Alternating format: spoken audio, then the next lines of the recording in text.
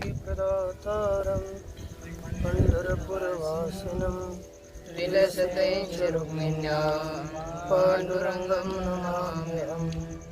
आदिनाथ समारंभान् श्रीज्ञानराजमध्यमान् अस्मदाचार्यपर्यन्तान् वन्दे गुरुपरम्पराम्।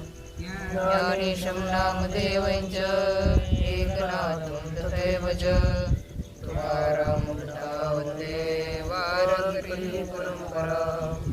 ज्ञानेशं नामदेवं च एकनाथं तथैव च तुकारां वन्दे वारकरी परम्पराम्। आदिनाथं च मत्स्येन्द्रं गोरक्षं गयनं तथा निवृत्तिज्ञानदैवं च वन्दे मुहुर्मुहुः। जयाविघ्नहर्तारं जयादातं जशारदां पार्वतीशकरं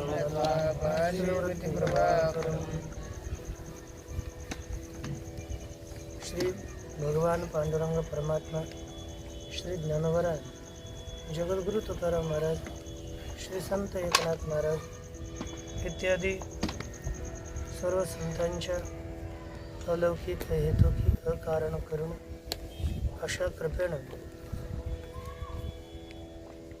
वृत्ती प्रभाकर या ग्रंथातील चतुर्थ प्रकाश याचा आपण विचार करत आहोत। चतुर्थ प्रकाशामध्ये उपमान प्रमाणाचं निरूपण केलं। वेदांत मतानुसारी उपमान प्रमाण, न्याय मतानुसारी उपमान प्रमाण आणि न्यायाचे दोन हे उपमान प्रमाण सांगितले। या पुढच्या मध्ये चतुर्थ बिंदूत पूर्वोक्त वेदांत आणि न्याय रीती होऊन विलक्षण असे उपमान उपमितीचे लक्षण इथे प्रकट केले जात आहे। न्याय आणि वेदांतावरून वेगळंच जे उपमान आहे ते ऐका। नैयायिकांच्या मतानुसारी उपमितीविषयी सर्वथा विद्वेष असेल तर उपमितीचे निराळे लक्षण केले पाहिजे। जर नैयायिकाचे जे काही मत आहे त्याच्यानुसार आपल्या अंतःकरणात द्वेष वाटत असेल, हे मत योग्य नाही, तर एक वेगळं नूतन मत आपण करावं। ते मत असं या ठिकाणी सांगितलं। सादृश्य ज्ञानजन्य ज्ञान अथवा वैधर्म्य ज्ञानजन्य ज्ञान या दोहोंपैकी कोणतेही एक ज्ञान असले की त्यास उपमिती असे म्हणतात। कशाला म्हणायचं? सादृश्य ज्ञानजन्य ज्ञान किंवा वैधर्म्य ज्ञानजन्य ज्ञान याला उपमिती म्हणायचं। हे नूतन लक्षण। या लक्षणानुसार प्रथम खड्गमृगाच्या ठिकाणी उष्ट्राचे वैधर्म्य ज्ञान होते। कारण की उष्ट्रापेक्षा खड्गमृग वेगळा आहे, याची पाठ सरळ आहे। तर खड्गमृगाच्या ठिकाणी म्हणजे गेंड्याच्या ठिकाणी ओटाच्या वैधर्म्यतेचं ज्ञान होतं। नंतर त्या वैधर्म्य ज्ञानापासून ओटाच्या ठिकाणी खड्गमृगाच्या वैधर्म्याचं ज्ञान होतं।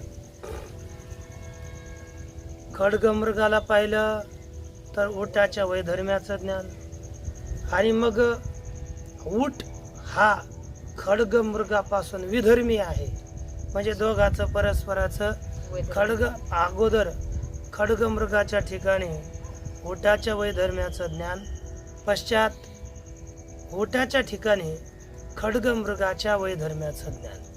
यातील पहिलं खड्गमृगाला पाहून खड्गमृगाच्या ठिकाणी म्हणजे गेंड्याच्या ठिकाणी झालेलं ओटाच्या वैधर्म्याचं ज्ञान याला उपमान म्हणायचं, आणि ओटाच्या ठिकाणी झालेलं खड्गमृगाच्या वैधर्म्याचं ज्ञान याला उपमिती म्हणायचं। हे यांच्या मतात यांनी प्रगट केले.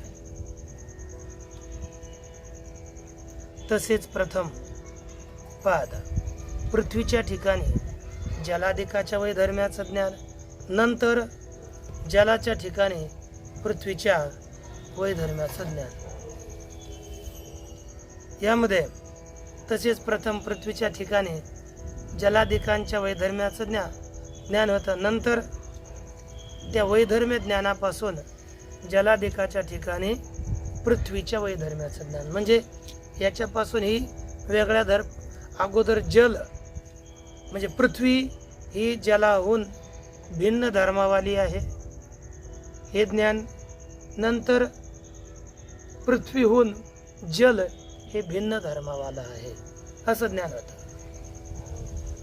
यातील प्रथम ज्ञान उपमान प्रमाण आणि द्वितीय ज्ञान उपमिती. या दोन्ही दृष्टांतापैकी पहिल्या दृष्टांतात होणारे उंटाच्या ठिकाणी खड्गमृगाच्या वैधर्म्याचे ज्ञान आणि दुसऱ्या दृष्टांतात जलाच्या ठिकाणी होणाऱ्या पृथ्वीच्या वैधर्म्याचं ज्ञान ही उपमिती प्रमाण आहे. म्हणजे नंतर होणारं ज्ञान हे उपमिती प्रमाण आणि प्रथम असणारं ज्ञान त्याला उपमान प्रमा म्हणायचं. अर्थात वरील प्रमेची अनुक्रमे म्हणजे खड्गमृगाच्या ठिकाणी उंटाचे वैधर्म्य ज्ञान किंवा पृथ्वीच्या ठिकाणी होणारे जलाच्या वैधर्म्याचे ज्ञान हे करण होण्यास्तव उपमान प्रमाण आहे.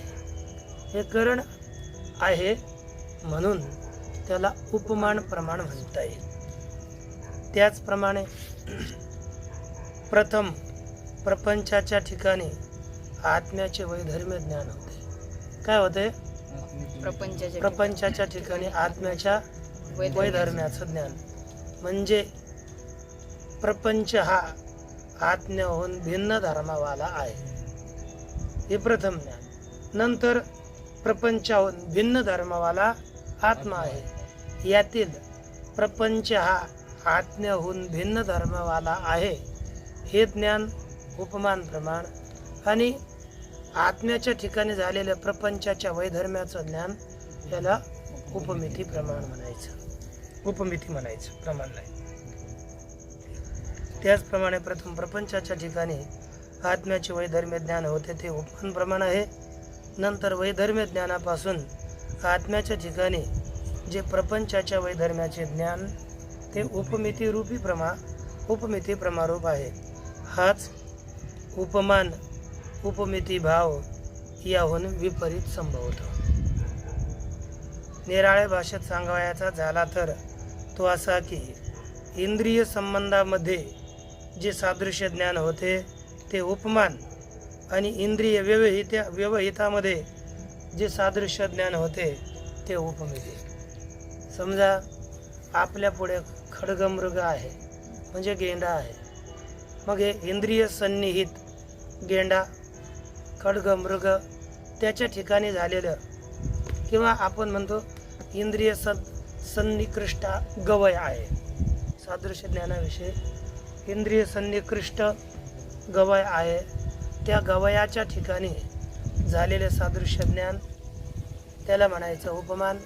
आणि इंद्रिय व्यवहित घरी असणारी गाय त्या गायीच्या ठिकाणी झालेलं गवयाच्या सादृश्याचं ज्ञान त्याला उपमिती प्रमाण उपमिती असं म्हणायचं. हे लक्षात ठेवायचं.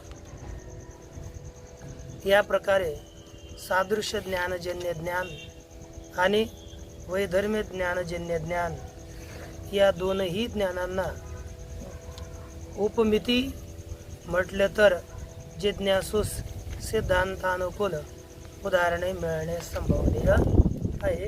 एक वेगळा विषय प्रगट करून सांगण्याचा प्रयास केला. आता या ठिकाणी वेदांत परिभाषा आणि त्याच्या टीकेच्या उक्तीचे खंडन करतात. वेदांत परिभाषा करायची मागे फारच लागली आहे.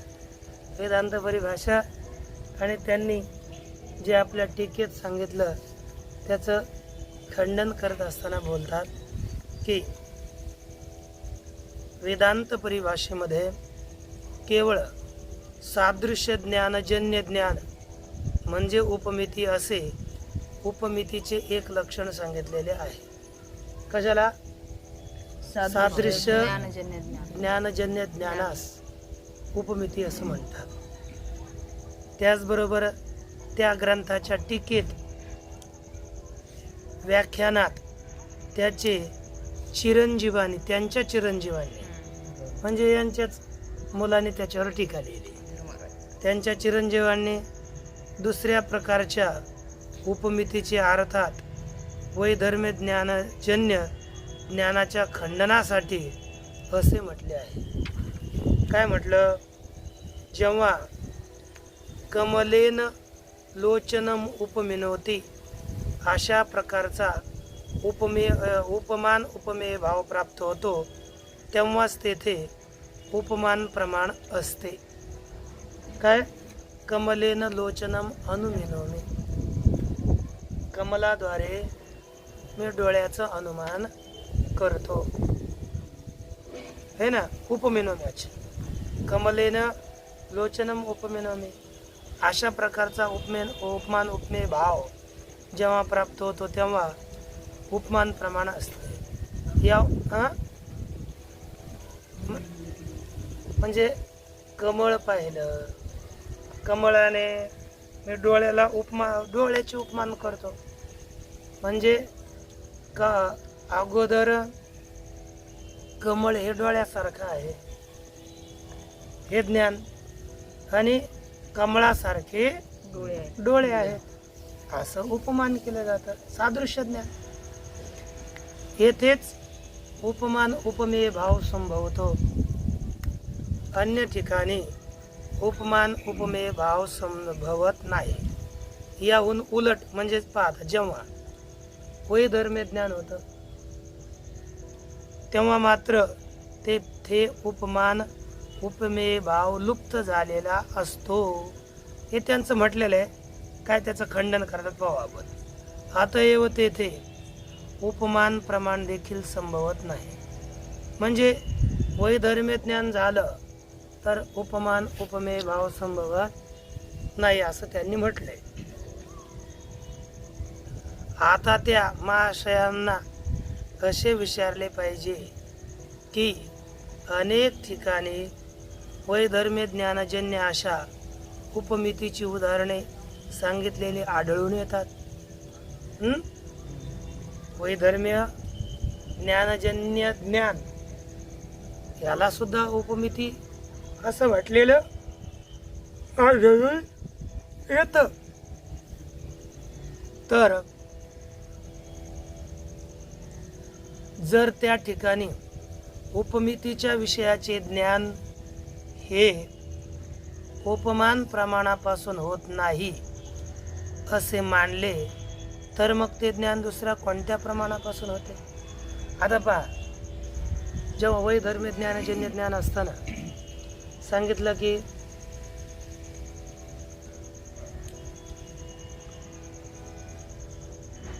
उष्ट्र वैधर्म्यवान खड्ग मृग या ज्ञानापासून खड्ग मृग वैधर्म्यवान उष्ट्र हे असं जे ज्ञान झालं हे उपमितीनं ज्ञान होत नसेल तर हे दुसऱ्या कोणत्या प्रमाणानं उष्ट्र खड्ग मृग वैधर्म्यवान उष्ट्र असं ज्ञान झालं? याचं प्रमाण काय सांगितलं पाहिजे. जर होत नसेल तर त्याच्या प्रमाणाचं कथन आपण केलं पाहिजे. तेव्हा मात्र उपमान उपमेय भाव लुप्त झालेला असतो. अतएव तेथे उपमान प्रमाण देखील संभवत नाही. तेथे उपमान प्रमाण येत नाही. मग कोणतं संभवतं पहा.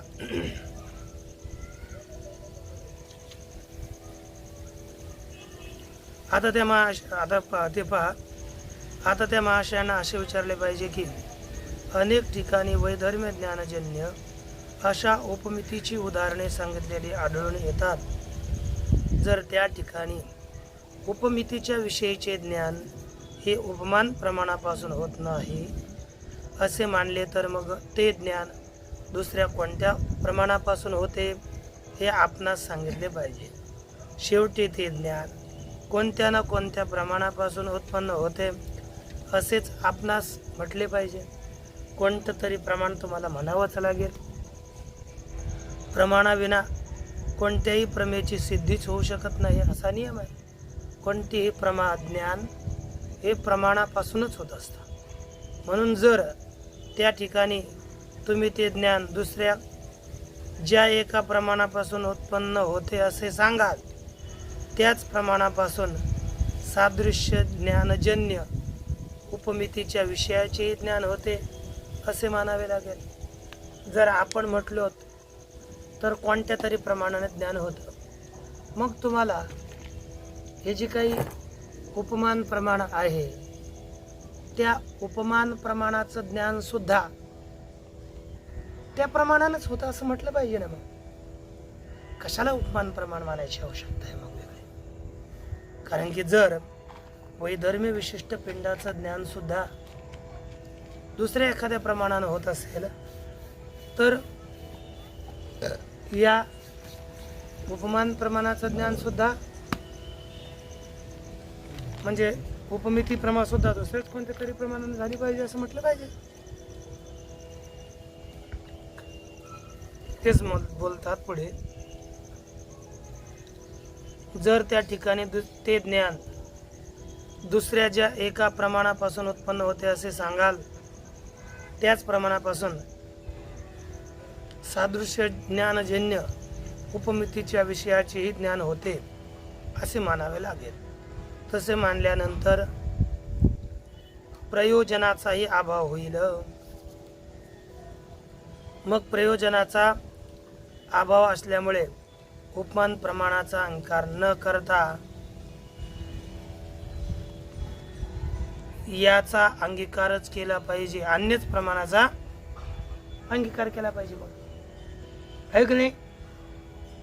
म्हणून कारण त्या दुसऱ्या प्रमाणानेच ते ज्ञान होत असल्यामुळे त्या दुसऱ्या प्रमाणाचाच स्वीकार करावा लागेल. या उपमान प्रमाणाचा अनंगीकारच करावा लागेल. स्वीकार करण्याची काहीच आवश्यकता राहणार नाही. मग उपमान प्रमाणच खंडित होईल. उपमान प्रमाणाला काही विषयच राहणार नाही. याच्याकरिता